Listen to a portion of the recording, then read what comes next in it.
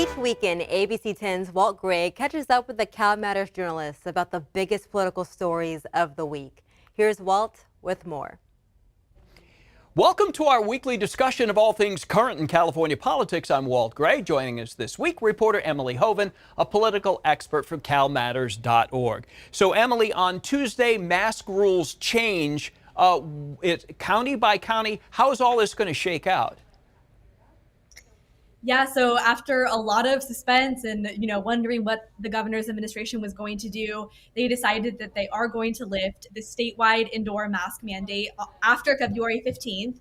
And so as long as you are fully vaccinated, you can take off your mask in indoor locations. However, counties are allowed to have stricter rules. And though a lot of counties have decided to follow the state's lead and lift their mask mandates at the same time, certain counties such as Santa Clara and Los Angeles have decided to keep those in place until further conditions are met. So there's gonna be a patchwork again, and so it's just gonna be trying to keep on top of all of those different rules again.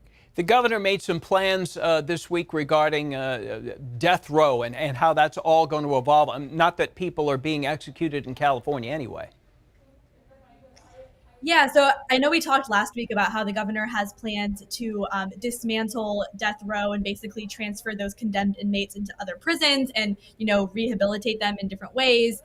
And I also wanted to draw attention to the fact that, there's also this obscure committee that has been examining California's penal code and actually had several of the recommendations signed into law last legislative cycle. And they are now actually recommending changes that could basically change the way the death penalty is implemented in California if they were to be passed into law and signed by the governor.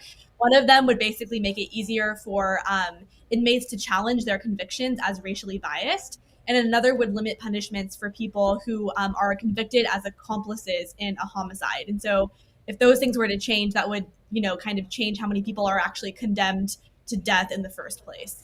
Okay, since it is Super Bowl Sunday, and a little bit of a lighter note, Cincinnati and the Los Angeles Rams, do you have a dog in this fight, as we like to say? Who do you like?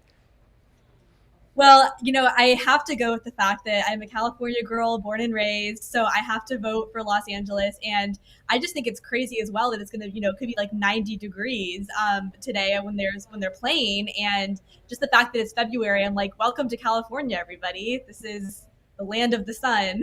It is. I mean, it's going to look good on TV going coast to coast to all these cold weather cities. They're going to see how nice California is in February and go, hey, maybe we'll move there or move back. There's a reason the real estate prices are so high here. Yeah, indeed. Emily, thank you so much. CalMatters is a nonpartisan news organization explaining California policies and politics. Find their work at CalMatters.org. You can also sign up for Emily's newsletter there.